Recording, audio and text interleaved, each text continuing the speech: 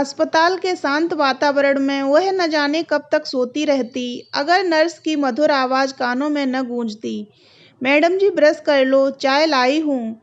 वह ब्रश करने को उठी तो उसे हल्का सा चक्कर आ गया। अरे अरे मैडम जी, आपको बेड से उतरने की ज़रूरत नहीं, यहाँ बैठे बैठे ही ब्रश कर लीजिए। साथ लाई ट्रॉली खिसका कर नर्स ने उसे ब्रश कराया। तौलिए से मुंह पोंछा, बेड को पीछे से ऊपर किया, सहारे से बिठाकर चाय बिस्कुट दिए। चाय पीकर वह पूरी तरह से चैतन्य हो गई। नर्स ने अखबार पकड़ाते हुए कहा, किसी भी चीज की जरूरत हो तो बेड के साथ लगा बटन दबा दीजिएगा, मैं आ जाऊंगी। 50 वर्ष की उसकी जिंदगी के ये सबसे सुखद क्षण थे। इतने इत्मीनान से सुबह की चाय पीकर अखबार पढ़ना उसे एक सपना सा लग रहा था। जब तक अखबार खत्म हुआ, नर्स नाश्ता व दूध लेकर हाजिर हो गई। साथ ही वह कोई दवा भी खिला गई। उसके बाद वह फिर सो गई और तब उठी जब नर्स उसे खाना खाने के लिए जगाने आई। खाने में 2 सब्जियां, दाल, सलाद, दही, चावल, चपातियां और मिक्स फ्रूट्स थे। घर में तो दिन भर की भागदौड़ से थकने के बाद किसी तरह एक फुल्का गले के नीचे उतरता था, लेकिन यहाँ वह सारा खाना बड़े इत्मीनान से खा गई थी। नर्स ने खिड़कियों के पर्दे खींच दिए थे। कमरे में अंधेरा हो गया था। एसी चल रहा था। निश्चिंतता से लेटी वह सोच रही थी, काश सारी उम्र अस्पताल के इसी कमरे में गुजर जाए। कितनी शांति व सुकून है यहाँ। किंतु तभी चिंतित पति व असहाय अम्मा का चेहरा उसकी आंखों के सामने घूमने लगा। उसे अपनी सोच पर ग्लानि होने लगी कि घर पर अम्मा बीमार हैं। 2 महीने से वे बिस्तर पर ही हैं। 2 दिन पहले तक तो वही उन्हें हर तरह से संभालती थी। पति निश्चिंत भाव से अपना व्यवसाय संभाल रहे थे। अब न जाने घर की क्या हालत होगी। अम्मा उसके यानी अनु के अलावा किसी और की बात नहीं मानती। अम्मा चाय, दूध, जूस, नाश्ता, खाना सब उसी के हाथ से लेती थीं। किसी और से अम्मा अपना काम नहीं करवाती। अम्मा की हल्के हाथों से मालिश करना, उन्हें नहलाना-धुलाना, उनके बाल बनाना, सभी काम अनु ही करती थी। सब कुछ ठीक चल रहा था, लेकिन अम्मा के साथ-साथ आने-जाने वाले रिश्तेदारों की सुबह से लेकर रात तक खातिरदारी भी उसे ही करनी पड़ती थी। उसे हाई ब्लड प्रेशर था। अम्मा और रिश्तेदारों के बीच चक्कर-गिन्नी बनी। आखिर वह एक रात अत्यधिक घबराहट व ब्लड प्रेशर की वजह से फोर्टिस अस्पताल में पहुंच गई थी।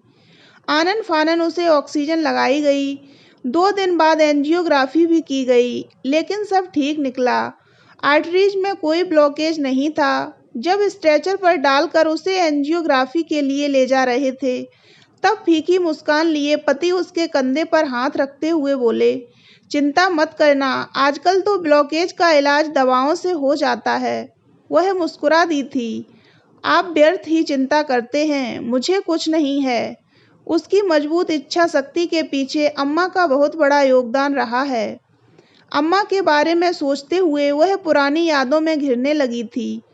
उसकी माँ तो उसे जन्म देते ही चल बसी थीं। भैया उससे 15 साल बड़े थे। लड़की की चाह में बड़ी उम्र में माँ ने डॉक्टर के मना करने के बाद भी बच्ची पैदा करने का जोखिम उठाया था और उसके पैदा होते ही वह चल बसी थीं। पिताजी ने अनु की वजह से तलाकशुदा युवती से पुनः विवाह किया था, लेकिन परिस्थितियां ऐसी बनती गईं कि अंततः नाना-नानी के घर ही उसका पालन पोषण हुआ था। भैया हॉस्टल में रहकर पले बड़े। सौतेली माँ की वजह से पिता, भैया और वह एक ही परिवार के होते हुए भी 3 अलग-अलग किनारे बन चुके थे। वह 12वीं की परीक्षा दे रही थी कि तभी अचानक नानी गुजर गईं। नाना ने उसे अपने पास रखने में असमर्थता दिखा दी थी। दामाद जी, मैं अकेला अब अनु की देखभाल नहीं कर सकता। जवान बच्ची है, अब आप इसे अपने साथ ले जाओ।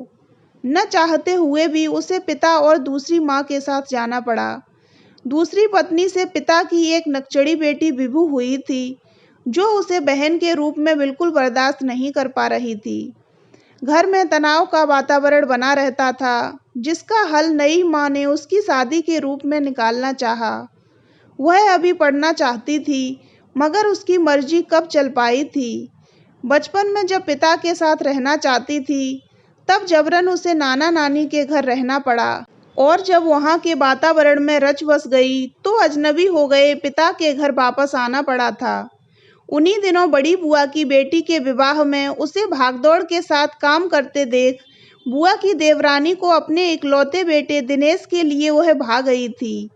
अकेले में उन्होंने उसके सिर पर स्नेह से हाथ फेरा और आश्वासन भी दिया कि वे उसकी पढ़ाई जारी रखेंगी। पिताजी ने चट मंगनी पट ब्याह कर अपने सिर का बोझ उतार फेंका। अनु की पसंद नापसंद का तो सवाल ही नहीं था। विवाह के समय छोटी बहन बिबू जीजाजी के जूते छिपाने की जुगत में लगी थी, लेकिन जूते ननद ने पहले से ही एक थैली में डालकर अपने पास रख लिए थे। मंडप में बैठी अम्मा यह सब देख मंद मंद मुस्कुरा रही थीं। तभी ननद के बच्चे ने कपड़े खराब कर दिए और वह जूतों की थैली अम्मा को पकड़ाकर उसके कपड़े बदलवाने चली गईं। लौट कर आईं तो अम्मा से थैली लेकर वह फिर मंडप में ही डटी रहीं। विवाह संपन्न होने के बाद जब बिबू ने जीजाजी से जूते छिपाई का नेग मांगा तो ननद झट से बोल पड़ी, जूते तो हमारे पास हैं, नेग किस बात का। इसी के साथ उन्होंने थैली खोलकर झाड़ दी, लेकिन यह क्या, उसमें तो जूतों की जगह चप्पलें थीं और वे भी अम्मा की। यह दृश्य देखकर ननद रानी भौचक्की रह गईं।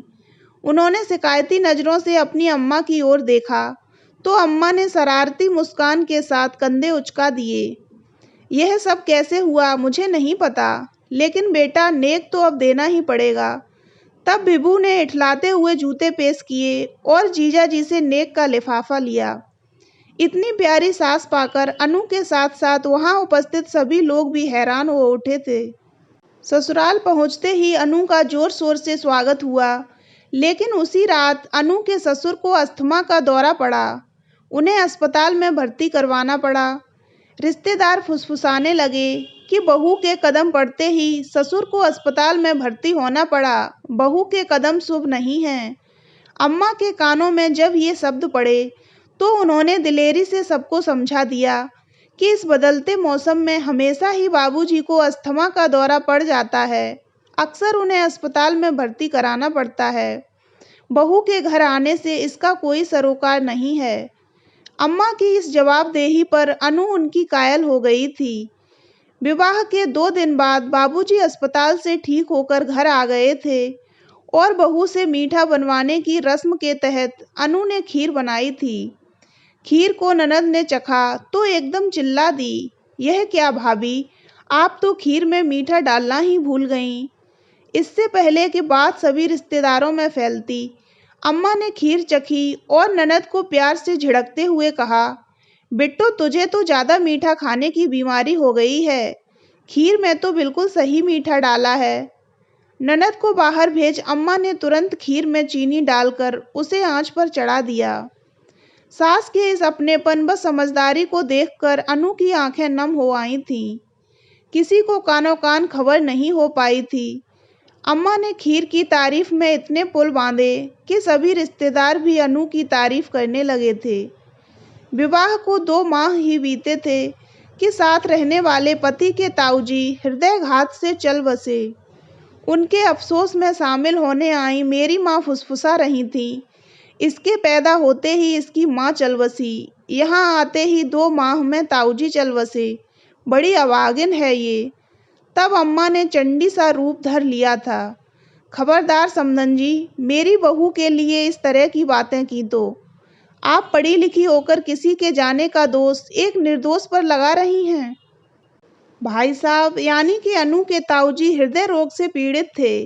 वे अपनी स्वाभाविक मौत मरे हैं। एक माँ होकर अपनी बेटी के लिए ऐसा कहना आपको शोभा नहीं देता।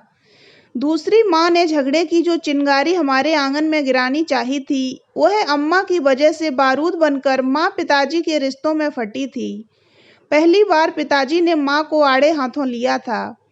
अम्मा के इसी तरह के स्पष्ट व निष्पक्ष विचार अनु के व्यक्तित्व का हिस्सा बनने लगे। ऐसी कई बातें थीं जिनकी वजह से अम्मा और अनु का रिश्ता स्नेह प्रेम के अटूट बंधन में बंध गया। एक बहू को बेटी की तरह कॉलेज में भेजकर पढ़ाई कराना और क्या क्या नहीं किया उन्होंने। कभी लगा ही नहीं कि अम्मा ने उसे जन्म नहीं दिया या वे उसकी सास हैं। एक के बाद दूसरी पोती होने पर भी अम्मा के चेहरे पर सिकन नहीं आई। धूमधाम से दोनों पोतियों के नामकरण किए, बस सभी नाते रिश्तेदारों को जबरन नेक दिए। बाद में दोनों बेटियां उच्च शिक्षा के लिए बाहर चली गई थीं। अम्मा हर सुख दुख में छाया की तरह अनु के साथ रहीं। बाबूजी के गुजर जाने से अम्मा कुछ विचलित जरूर हुई थीं, लेकिन जल्द ही उन्होंने अपने आप को संभाल कर सबको खुश रहने की सलाह दे डाली थी। तब रिश्तेदार आपस में कह रहे थे, अब अम्मा ज़्यादा नहीं जिएंगी। हमने देखा है वृद्धावस्था में पति पत्नी में से एक जना पहले चला जाए तो दूसरा ज़्यादा दिन नहीं जी पाता। सुनकर अनु सहम गई थी, लेकिन अम्मा ने दोनों पोतियों के साथ मिलजुल कर अपने घर में ही सुकून ढूंढ लिया था। बाबूजी को गुजरे 10 साल बीत चुके थे। अम्मा बिल्कुल स्वस्थ थीं। एक दिन गुसलखाने में नहाती अम्मा का पैर फिसल गया और उनके पैरों में गहरे नील पड़ गए। जिंदगी में पहली बार अम्मा को इतना असहाय पाया था। दिन भर इधर उधर घूमने वाली अम्मा 24 घंटे बिस्तर पर लेटने को मजबूर हो गई थीं। अम्मा को सांत्वना देती अनु ने कहा, अम्मा चिंता मत करो, थोड़े दिनों में ठीक हो जाओगी। यह शुक्र करो कि कोई हड्डी नहीं टूटी।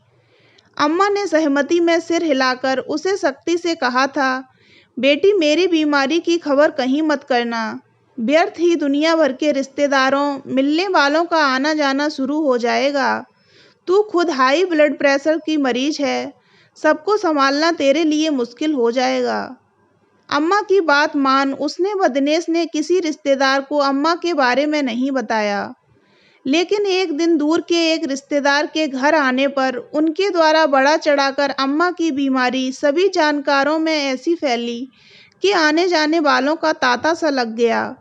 फलस्वरूप मेरा ध्यान अम्मा से ज़्यादा रिश्तेदारों के चाय नाश्ते व खाने पर जा अटका। सभी रिश्तेदार बिना मांगी मुफ्त की रोग निवारण राय देते, तो कभी अलग अलग डॉक्टर से अम्मा का इलाज कराने के सुझाव देते। साथ ही अम्मा के लिए नर्स रखने का सुझाव देते हुए कुछ जुमले उछालने लगे। अरे तू क्यों मुसीबत मोल लेती है, किसी नर्स को इनकी सेवा के लिए रख ले। तूने क्या जिंदगी भर इनका ठेका ले रखा है? फिर तेरा भी तो ब्लड प्रेशर इतना बड़ा रहता है। अब इनकी कितनी उम्र है, नर्स संभाल लेगी। इधर अम्मा को भी न जाने क्या हो गया था, वे भी चिड़ी चिड़ी हो गई थी। हर 5 मिनट में उसे आवाज़ दे देकर बुलाती। कभी कहती कि पंखा बंद कर दे, कभी कहती पंखा चला दे, कभी कहती पानी दे दे, कभी पोटी पर बैठाने की जिद करती। अक्सर कहती कि मैं मर जाना चाहती हूँ। अनु हैरान रह जाती। रिश्तेदारों की खातिरदारी और अम्मा की बढ़ती जिद के बीच भाग भाग कर वह परेशान हो गई थी। ब्लड प्रेशर इतना बढ़ गया कि उसे अस्पताल में भर्ती होना पड़ा। 3 दिन अस्पताल में रहने के बाद जब मैं घर आई तो देखा घर पर अम्मा की सेवा के लिए नर्स लगी हुई है। उसने नर्स से पूछा, अम्मा चाय नाश्ता आराम से खा रही हैं? उसने सहमति में सिर हिला दिया। दोपहर को उसने देखा कि अम्मा को परोसा गया खाना रसोई के डस्टबिन में पड़ा हुआ था।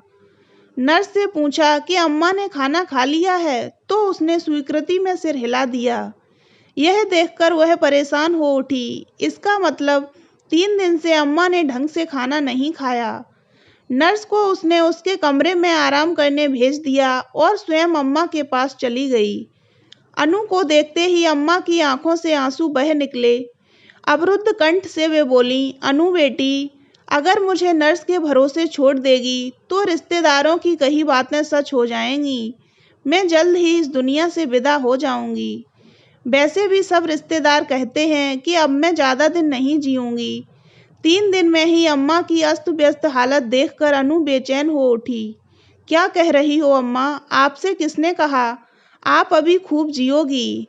अभी दोनों बच्चों की शादी करनी है। अम्मा बड़बड़ाईं।